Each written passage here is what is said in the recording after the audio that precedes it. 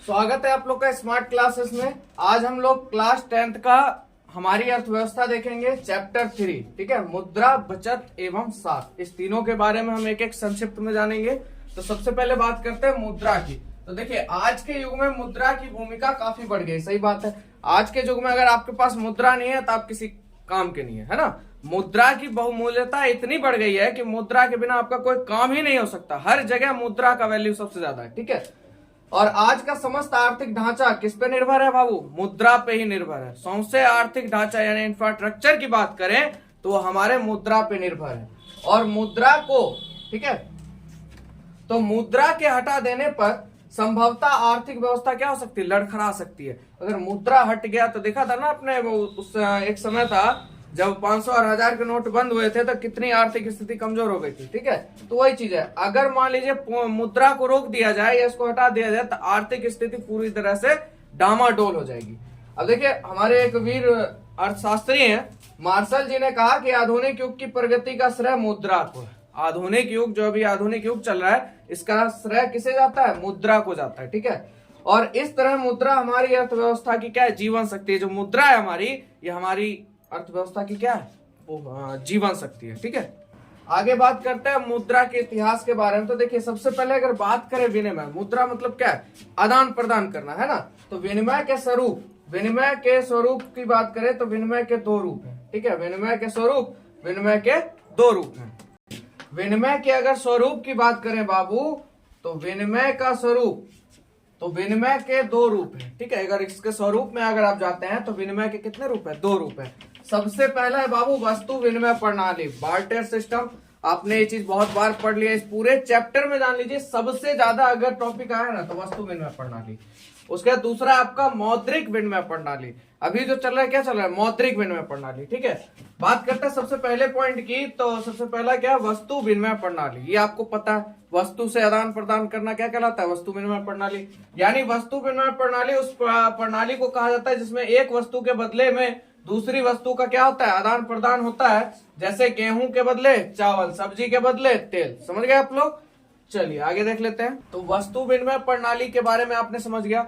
अब इस वस्तु विनिमय प्रणाली में क्या होती थी? बहुत सी कठिनाइयां आती थी। ठीक है, तो इस कठिनाइयों को हम लोग देखते हैं। देखिए, वस्तु विनिमय प्रणाली की कठिनाइयां क्या क्या थी? सबसे पहली कठिनाइयां जो थी वो आवश्यकता के दोहरे संयोग का अभाव था। आवश्यकता के दोहरे संयोग का अभाव क्या था, इसको समझते हैं हम लोग। कहता है आवश्यकता के दोहरे संयोग का मतलब है कि एक ही जरूरत दूसरे से मेल खा जाए, लेकिन ऐसा होना कभी संयोग ही होता था।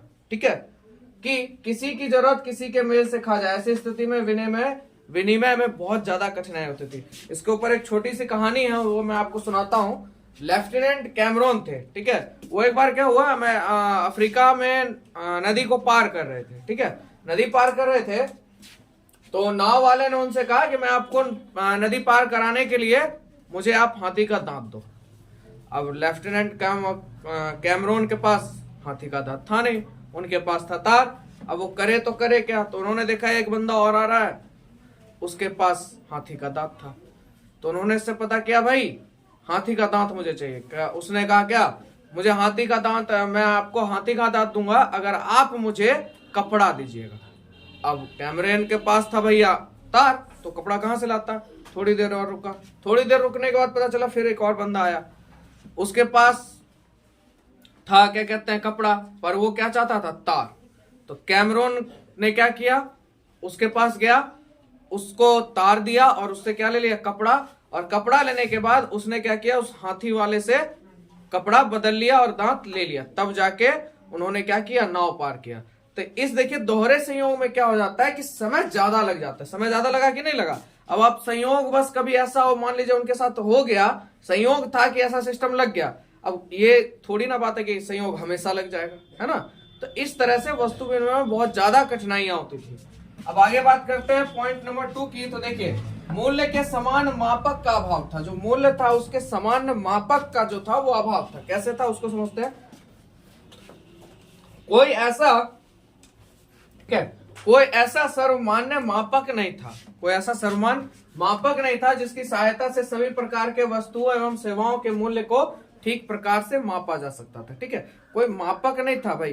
कि आप जैसे मान लीजिए आप लोग जाते हैं 1 किलो चीनी लेते हैं, तो 1 किलो में पता है इतनी मात्रा, 1 किलो का दाम कितना है 26 रुपये। आप 2 किलो लीजिएगा तो रेट आपका 26 दूना कितना हो जाएगा 42, तो 26 दूना कितना हो जाएगा बाबू 52 रुपए, है ना 2 किलो का। तो इस प्रकार से मापक का उस समय अभाव था। ठीक है, आगे देखते हैं हम लोग मूल संचय का अभाव। मूल संचय का क्या अभाव था, इसको देखिए। व्यवहार में व्यक्ति कुछ ऐसी वस्तुओं का उत्पादन करता था जो शीघ्र नष्ट हो जाती थी, है ना। मूल्य संचय का अभाव होता था। अब मान लीजिए आपने 2 कुंटल गेहूं ले लिया और 2 कुंटल इधर आपको मछली दे दिया, तो 2 कुंटल गेहूं में आप तो मान लीजिए 4-5 साल आराम से देख लीजिएगा, 1 साल देख लीजिएगा, पर 2 कुंटल मछली तो पता चला आपका ऐसे ही खत्म हो गया, है ना। तो इस तरह से बहुत ज्यादा दिक्कत होती है। हरी सब्जी मान लीजिए तो प्रॉब्लम हो जाती थी, है ना। तो इस तरह से शीघ्र नष्ट हो जाती थी, जैसे मछली, फल, सब्जी इत्यादि। ठीक है बाबू, चौथे नंबर की सह विभाजन का अभाव। सह विभाजन का अभाव था।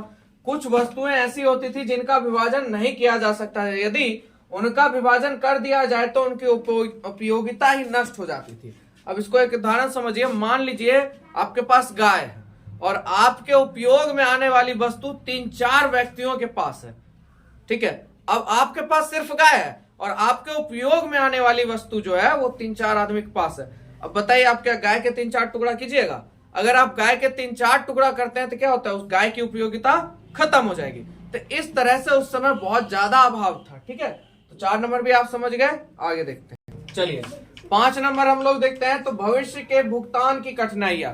भविष्य में होने वाले भुगतान में क्या होता था, कठिनाइयां आती थी। वस्तु विनिमय प्रणाली में उधार लेने तथा देने में क्या होती थी, कठिनाइयां होती थी। ठीक है, अब आपसे उधार ले लिया, देने के समय भविष्य में क्या होगा इसका कोई लेखा जोखा नहीं था। उसके बाद मूल्य हस्तांतरण की समस्या। जब कोई व्यक्ति एक स्थान को छोड़कर दूसरे स्थान पर बसना चाहता था तो ऐसी स्थिति में उसे अपनी संपत्ति छोड़कर क्या होता था, जाना पड़ता था, क्योंकि उसे बेचना क्या था, कठिन था, क्योंकि उस समय मुद्रा तो चलता नहीं था, तो कठिन तो होगा ही। ठीक है, दूसरा ये देखिए, अब उसका दूसरा आते हैं जो वस्तु विनिमय प्रणाली। वस्तु का जो स्वरूप था, रूप था, क्या था, 2 था। एगो था आपका क्या कहते हैं, वस्तु विनिमय प्रणाली, दूसरा मौद्रिक विनिमय प्रणाली। देखिए अब आ गया। अब यहां से मुद्रा का शुरुआत होता है। ठीक है, अब यहां से आधुनिक युग आने वाला है। देखिए, कठिनाइयों को दूर करने के लिए मुद्रा का आविष्कार किया गया और मुद्रा के आविष्कार से मनुष्य के व्यापारिक जीवन में सुविधा पूर्वक आदान प्रदान की स्थिति संभव हो सकी। व्यापारिक जीवन में सबसे ज्यादा व्यापारिक जीवन में इसका बहुत ज्यादा उपयोग हुआ। ठीक है, वस्तु का आदान प्रदान करने में मुद्रा का आविष्कार मनुष्य की सबसे बड़ी उपलब्धि है। अगर बात करें सबसे बड़ी उपलब्धि मानव ने क्या पाई, तो क्या पाई, मुद्रा का विकास करके। ठीक है, आगे बात करें तो देखिए, वास्तव में मुद्रा के विकास का इतिहास एक तरह से मानव सभ्यता का विकास का ही इतिहास है। अब जैसे देखिए, भारत में क्या चलता है मुद्रा के रूप में, रुपया चलता है ना। पाकिस्तान में भी रुपया, बांग्लादेश में टका, नेपाल में रुपया, अमेरिका में क्या चलता है भाई, डॉलर, इराक में दिनार, और देखिए स्वीडन में भी टटका गया कौन, कोरोना। ठीक है, स्वीडन में क्या चलता है बाबू, कोरोना। चलिए, लोगों ने मुद्रा के बारे में जान लिया। अब जानते हैं मुद्रा के कार्य। ठीक है, देखिए, साधारण मुद्रा के निम्न 4 कार्य को ही अत्यधिक महत्व दिया गया। ठीक है, यानी देखिए 4 कार्य, यानी आपका मूल्य का संचय तक। एक को खाली इसमें बढ़ा दिया है, क्रय शक्ति का हस्तांतरण। आप खाली पॉइंट को समझिए, जो समझ में आए एग्जाम में सिर्फ वही लिखिए, क्योंकि आपका समझा और इमो सोचिए यहाँ जो लिखा है वही वहां पे छाप देना है, या जो कोचिंग में लिखाया गया वही क्वेश्चन आंसर उतार देना है।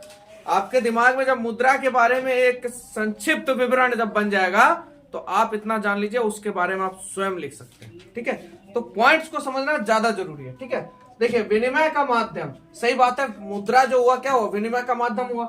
मुद्रा विनिमय का एक माध्यम है। क्रय तथा विक्रय दोनों से ही मुद्रा मध्यस्थ का कार्य कर, दोनों के बीच में किसका कार्य करता है, मध्यस्थ का कार्य करता है, आपस में लेन देन का। ठीक है, मूल्य का मापक की बात करें तो मुद्रा मूल्य का मापक है, सही बात है। और मुद्रा के द्वारा वस्तुओं का मूल्यांकन करना क्या हो गया, सरल हो गया। वस्तुओं का मूल्यांकन करना क्या हो गया, सरल हो गया। किसके कारण, मुद्रा के कारण। यानी दूसरा पॉइंट, मूल्य का मापक। तीसरा बात करें, विलंबित भुगतान का मान, सही बात है, बहुत बढ़िया चीज है। आधुनिक युग में बहुत से आर्थिक कार्य उधार पर होता था। ठीक है, और उसका भुगतान बाद में किया जाता था। अब इसके आने से क्या हो गया, ये काम आसान हो गया। यहीं तक आपको मेन जानना है। ये एक पॉइंट और थोड़ा सा बढ़ गया है, कोई बात नहीं, आराम से समझिएगा। चौथा कहता है मूल्य का संचय, मनुष्य भविष्य के लिए बचाकर रखना चाहता है, तो मूल्य का क्या कर रहा है, संचय कर रहा है ना। अगला है क्रय शक्ति का हस्तांतरण, मुद्रा एक आवश्यक कार्य क्रय शक्ति का हस्तांतरण भी है। आर्थिक विकास के साथ ही साथ विनिमय के क्षेत्र में भी विस्तार होता चला जा रहा है, विनिमय के क्षेत्र में भी। ठीक है, अब आगे बात करते हैं साख का आधार। वर्तमान समय में मुद्रा साख के आधार पर काम करती, सही बात है। आपका साख क्या है, उस पर कौन काम करता है, मुद्रा भी कार्य करती है। ठीक है, मुद्रा आपके साख पे ही आधारित है। चलिए आगे देखते हैं। चलिए आगे कहता है, अगला पॉइंट है हमारा मुद्रा क्या। ठीक है क्या मुद्रा है क्या। ठीक है, तो देखिए साधारण बोलचाल की अगर भाषा में बात करें बाबू, तो मुद्रा का अर्थ है धातु से बने सिक्कों से समझा जाता है। धातु से क्या होता है, सिक्का जो बना होता है उससे समझा जाता है कि ये क्या है, मुद्रा है। ठीक है, अब मुद्रा का विकास देखिए किस किस चरण में हुआ। सबसे पहले क्या चलता था भैया आपका, वस्तु विनिमय, उसके बाद आया वस्तु मुद्रा यानी वस्तु से मुद्रा, वस्तु विनिमय यानी वस्तुओं का आदान प्रदान, फिर वस्तु से मुद्रा, फिर क्या आया आपका सिक्का, फिर आया पत्र मुद्रा और फिर उसके बाद आया साख मुद्रा। बात करते हैं वस्तु विनिमय, ये मैंने बोला था आपको बार बार आता है, यानी इसमें वस्तु का लेन देन होता है, उसे क्या कहते हैं, वस्तु विनिमय कहते हैं। बात समझ गए। वस्तु मुद्रा, प्रारंभिक काल में किसी एक वस्तु को मुद्रा के कार्य संपन्न के लिए चुन लिया गया था कि हाँ भाई इसके लिए मुद्रा इतना लगेगा। उसके बाद आया आपका मुद्रा यानी धात्विक मुद्रा, तो वस्तु मुद्रा द्वारा विनिमय करने में अनेक कठिनाइयों का सामना करना पड़ता था, है ना। वस्तु मुद्रा जो होती थी उसको इधर से उधर ले जाने में बहुत कठिनाइयों का सामना करना पड़ता था। अब धातुओं का प्रयोग मुद्रा के रूप में होने लगा। ठीक है, तो मुद्रा जो पीतल और तांबा इत्यादि से बना होता था उसे धात्विक मुद्रा कहते थे। ठीक है, जो मुद्रा पीतल तथा तांबे से बना होता था उसे क्या कहते थे, धात्विक मुद्रा कहते थे। ठीक है, उसके बाद आपका आया सिक्का, तो धातु मुद्रा के प्रयोग में भी धीरे धीरे कुछ कठिनाइयां आने लगी, सिक्के का प्रयोग उसके बाद किए जाना लगा। अब आपका 2 पॉइंट और बचा, पत्र मुद्रा और साख मुद्रा। पांचवा देखते हैं पत्र मुद्रा। तो देखिए सिक्का मुद्रा में भी कुछ दोष थे। जो आपके सिक्के मुद्रा थे क्या होते थे, अब कहीं जाना होता था तो भारी हो जाता था, है ना, वजन होता था सिक्के में, तो इन्हें एक स्थान से दूसरे स्थान ले जाने में क्या होती थी, कठिनाइयां होती थी। इसलिए पत्र मुद्रा का क्या हुआ, प्रचलन हुआ। मुद्रा को किसमें बदल दिया गया, पत्र में। और ये आपको पता है मुद्रा जो है आपकी मुद्रा है, ये केंद्र सरकार के वित्त विभाग से चलाया जाता है। ठीक है, केंद्र सरकार के वित्त विभाग से। आगे बात करते हैं बाबू, छठा नंबर साख मुद्रा।